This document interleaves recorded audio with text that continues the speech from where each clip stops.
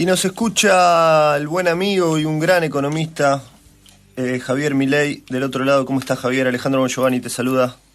¿Qué tal, Alejandro? Es un placer enorme poder estar al aire contigo. Gracias, Javier. Como siempre, es un gusto escucharte. Queríamos hablar un poquito sobre la herencia económica que va a dejar este gobierno. Estamos hablando un poco entre también la dicotomía que tienen los candidatos a presidente, los que probablemente ganen en diciembre, al menos de los tres que pueden ganar, sobre la tensión entre políticas de shock o políticas gradualistas, qué es lo más necesario, qué es lo más políticamente correcto para hacer. Esta tensión siempre constante entre la política y la economía, pero sobre todo con miras a desactivar esta famosa bomba que están creando consciente o inconscientemente. Yo me inclino por la primera opción, para dejarle al próximo gobierno. Y bueno, queríamos un poco tu opinión sobre el escenario y las perspectivas que va a haber a partir de diciembre. Yo ahí el tema lo separaría en dos partes. A ver. Hay una cuestión de índole conjuntural, hay una cuestión de índole estructural vinculada al crecimiento. Desde mi punto de vista, hoy todo el mundo está discutiendo la cuestión coyuntural, está discutiendo si el cepo, si puede salir el primer día, si puede salir el día 100, si no se puede salir, digamos, si el programa tiene que ser de shock, si el programa tiene que ser gradual. La realidad es que, si bien todas estas discusiones me parecen plenamente válidas, desde mi punto de vista, la realidad es que el problema más grave de Argentina es el problema de índole estructural. O sea, concretamente lo que yo creo es que la economía argentina está imposibilitada de crecer bajo las condiciones en las cuales se encuentra actualmente. Este gobierno ha dañado todos los motores de crecimiento. Este gobierno ha puesto a la economía argentina en el sendero de una africanización. Entonces, cuando uno dice esto, en realidad la gente es como que le resulta chocante. ¿Por qué? Porque Argentina hoy tiene un PBI per cápita del orden de los 12.000, 13.000 dólares, ¿no? Sí. Al tipo de cambio oficial. Entonces, cuando uno lo mira en ese sentido, Argentina sigue siendo un país de ingresos medios. Claro. Digamos, lo que hay que tener en cuenta es que Argentina, desde hace 70 años, viene cayendo en el ranking del PBI per cápita. Para que tengan un orden de magnitudes, nosotros a mediados de la década del 40 teníamos un PBI per cápita que era el 97% del PBI americano per cápita. Hoy estamos en torno al 20%, y si continuamos con estas tendencias vamos a ir a menos del 7-8%. Básicamente, ¿esto cuándo se ve? Se ve cuando uno lo pone en términos dinámicos. Por ejemplo, si yo miro los indicadores de apertura comercial, ¿sí? Argentina ha retrocedido a un punto tal de comportarse como un país que va camino a cerrarse. Eso implica que Argentina tiene una política comercial propia de un país que tiene un PBI per cápita de 5.000 dólares. Lo mismo ocurre con lo que tiene que ver, por ejemplo, con la libertad económica. Es decir, Argentina tiene niveles de libertad económica propios de un país de menos de 5.000 dólares, ¿sí? Y lo grave es que este tipo de cosas hace que cuando vos medís la incidencia de la pobreza, aquellos países que son pobres, sí tienen una incidencia del triple o del cuádruple de lo que es la de un país rico. Es decir, no solo que vamos a un PIB per cápita más chico, sino que vamos a un camino de pobreza. Esto también, digamos, vos lo podés ver, por ejemplo, en lo que son las pruebas PISA. Sí. Yo voy a tratar de describir gráficamente cómo se ve este tipo de situaciones. Uno podría mostrar una relación entre las pruebas PISA, ¿sí?, y, digamos, el PBI per cápita, y esa relación es creciente. Ahora, eso vos ahí tenés una nube de puntos. Si hay países que están, cuando haces la línea, hay países que están por debajo y hay países que están por encima. Los que están por encima son los que en el futuro vos los vas a ver como países desarrollados. Claro. Y los que están debajo de la línea son los que en el futuro lo vas a ver como pobres. El caso de Argentina tiene un desempeño propio de un país de 5.000 dólares. Entonces, cuando vos pones esto en términos dinámicos, la película verdaderamente es espantosa. Entonces vos decís, ¿pero esto se termina acá? No, hay cosas todavía peores. Mirá, una de las cosas más importantes que discute la teoría del crecimiento el impacto de la transición demográfica sobre el crecimiento. La transición demográfica lo que hace es describir cómo cambia la población a lo largo del tiempo. Entonces vos tenés la tasa de natalidad y la tasa de mortalidad. Al inicio las dos son altas, después cae la tasa de mortalidad, sí. Claro, y ahí entras en la segunda fase de la transición demográfica, y eso genera un aumento de la población. Ese aumento de la población lo que te hace es que tengas más gente trabajando, ¿sí? Y cuando entras en la tercera etapa de la transición demográfica, que empieza a caer, digamos, también la natalidad, una de las cosas que pasa es que la tasa de dependencia de la economía baja, porque la cantidad de menores de edad y adultos mayores jubilados es menor, empieza a caer, claro. Hay más gente ocupada.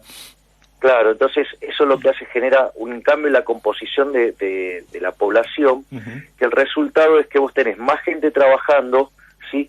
Y con una mayor capacidad de ahorro. Eso hace que el ahorro de la economía suba, eso genera un boom de inversión y eso acelera el crecimiento. Ahora, vos para que poder aprovechar ese bonus demográfico, ¿sí? Vos tenés que, por ejemplo, trabajar en capital humano, digamos, en lo que tiene que ver en salud, educación y planificación familiar. Fíjate la salud. Argentina, pese a que es un país que podría alimentar a más de 400 millones de personas, tiene gente que con problemas de desnutrición, ¿sí? En educación no paramos de caer, y la planificación familiar, sí, la verdad que es un chiste, sí, ¿no? Sí, totalmente. Después, sí. Te interrumpo un segundito, Javier, porque quiero ir subrayando con marcador algunas ideas que va desgranando, que me parecen súper interesantes. Me da la sensación, por eso siempre me gusta mucho hablar con vos, que vos ves la cosa muy de arriba en un periodo temporal muy... O sea, estás mirando realmente a largo plazo, y lo que nos estás diciendo, para traducirlo un poco a la gente, es, miren, sacándonos del diario del económico de lo que pasó en la semana, de lo que va a pasar la semana que viene, o aún lo que va a pasar en diciembre, acá hay algunos problemas estructurales. Hablaste de educación, de PISA, hablaste de capital humano, hablaste de cuestión demográfica, que necesariamente nos van a apuntalar hacia abajo en una situación de subdesarrollo aún peor que para el futuro. Exactamente, eso es lo que estoy diciendo, y aparte estamos dañando el bono demográfico. Vos fíjate esto, lo que hemos hecho en el tema de seguridad social. Nosotros jubilamos gente, digamos, primero que revertimos la reforma estructural del sistema previsional, que mal o bien, digamos, nos había sacado el problema previsional de encima, que de hecho en los países de Europa el estado de bienestar está quebrado, ¿no? ¿Qué es lo que hicimos nosotros?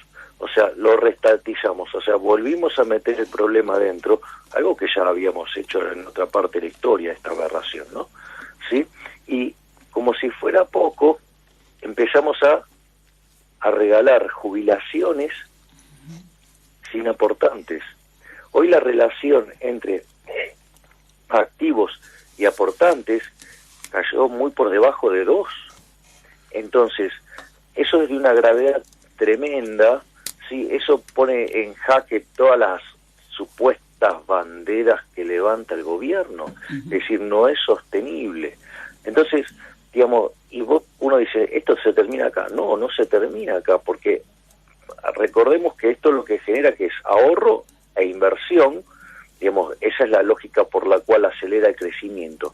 Entonces, fíjate lo que tenés desde el lado del ahorro. Vos para ahorrar tenés que tener estabilidad macroeconómica. Un país que tiene una inflación que oscila entre el 30 y el 40%, que vive con cepo cambiario, sí, que tiene un sistema financiero minúsculo, que el mercado de capital es inexistente, claramente no tenés una forma de canalizar el ahorro, con lo cual difícilmente lo puedas volver en inversión. Y cuando vos vas al tema de la inversión, ¿sí? Digamos, este gobierno ha hecho de los derechos de propiedad una materia de flexibilidad, es decir, digamos, no ha dejado de violar cuanto derecho existiera. Entonces, fíjate que esto es muy interesante, porque mientras que si Argentina hubiera seguido una política parecida al resto de los países que nos rodean en América Latina, los activos financieros de Argentina valdrían el triple, y en ese contexto habría un boom de inversión y te podría haber permitido triplicar el capital en la economía. De hecho, yo tengo calculado lo que hemos perdido, digamos, como consecuencia de las políticas populistas, y nosotros deberíamos tener un PBI per cápita de $31.000, y al tipo de cambio oficial lo tenemos en 12.800, y al tipo de cambio paralelo en menos de 9.000. Es decir, nosotros estamos frente a lo que se llama una catástrofe en términos de crecimiento económico. Javier, ahora, sí. ¿Qué tal? Adriano Mandolesi lo saluda. ¿Qué tal, Adriano? ¿Cómo estás? Bien, muy bien, por suerte. Placer hablar contigo. Gracias. Un poco para tratar también de recapitular esto que nos estás comentando e ilustrando, en puntos, 3 claves, entonces, para el desarrollo de la Argentina en los próximos 50 años. 3 claves en las cuales tiene que trabajar el próximo gobierno, un poco en base a tu diagnóstico, a este punto de partida en el cual la tendencia es preocupante en el largo plazo, es decir, bueno, hay que trabajar en estos 3 pilares. Mira, yo digamos, el primero, y la verdad es que es bastante fácil, ¿no? Porque educación, sí, pero educación en serio, apertura de la economía, sí, y este que voy a mencionar ahora tiene distintas aristas. Bajar la presencia del sector público en la economía. Es decir, con este nivel de presión fiscal, Argentina no crece más, Argentina no es competitivo. Cuando uno habla de competitividad, de lo que habla, ¿sí?, es de ganar plata. O sea, entonces si vos ganás plata, sos competitivos, o sea, tenés motivos para invertir. Entonces, veamos algunos de los determinantes de la competitividad. Obviamente que los que tienen que ver con el sector externo, los términos de intercambio, eso no los podemos manejar, ¿sí? Pero ¿qué podemos manejar internamente? La presión fiscal, ¿sí? Y cuando vos le bajás la carga fiscal a las empresas, pueden ganar más plata. Y esto además tiene que ser en un contexto donde el gobierno además tiene que cumplir con las condiciones de solvencia intertemporal para bajar el riesgo país. Porque si Argentina sigue con riesgo de país verdaderos, este gobierno promedió 1.500 puntos básicos de riesgo país. Eso destruye capital. Entonces, por un lado tenés que alcanzar la solvencia para dejar de destruir capital vía tasa de interés. Y por otro lado tenés que bajar el tamaño del sector público para no ahogarlos con impuestos. Si por eso están, yo quiero hacer 2 reflexiones sobre esta. Una, es la tonta comparación que hace la Presidente respecto cuando compara con Dinamarca, ¿no? O sea, primero, que alguien le informe que como cumple con la condición de solvencia intertemporal, cosa que Argentina no cumple, sí, porque tendría que tener un superávit primario de 2.5 del PBI, tiene déficit primario de 5. Ellos tienen tasas de interés bajas y eso te permite compensar la presión impositiva. Pero además, en Europa no crecen, y ese es el primer punto. Y el segundo punto que yo quiero mencionar de por qué, no solo es importante bajar el peso del sector público en la economía para que las empresas sean competitivas y vuelvan a crecer, sino por la contracara que tiene esto en términos de libertad económica. Es como desandar el camino de servidumbre en el que nos han metido. Hablando de caminos, el retorno al sendero de la decadencia argentina. Ese es el último libro de Javier Gerardo Milei. La tapa es muy ilustrativa, tiene una línea del tiempo que empieza en 1810 y que continúa hasta 2016. Hay un mono que va evolucionando hasta convertirse en un hombre y aparentemente a medida que va llegando a 2016 va involucionando y vuelve a caminar casi en 4 patas. Supongo que un poco grafica la idea que estás relatando en esta entrevista de cómo hemos vuelto al cauce de las cosas que no hay que hacer, ¿no? Sí, refleja la primitivización de la política económica, del pensamiento en términos de economía, porque la realidad es que cuando vos hoy escuchás el debate de los máximos referentes y que tienen copados los medios de comunicación, ¿sí? Tanto oficialistas como opositores, vos tenés la sensación de que se está discutiendo en la caverna de Platón, ¿no? Claro. O sea, digo, y no tienen ni siquiera una ventanita. Javier, se nos va el tiempo, tenemos que ir al informativo. Te esperamos en Rosario lo antes posible para escucharte sobre la presentación de este nuevo libro, El retorno al sendero de la decadencia argentina, de Grupo Unión, Javier Gerardo Milei. Te agradecemos mucho el contacto y hasta cualquier momento. Les agradezco mucho a ustedes la generosidad para conmigo. Y un placer siempre verlos y ojalá pueda volver rápidamente por sus pagos. Así será, así será. Fuerte abrazo. Bueno, abrazo grande. Chau, chau. Chau.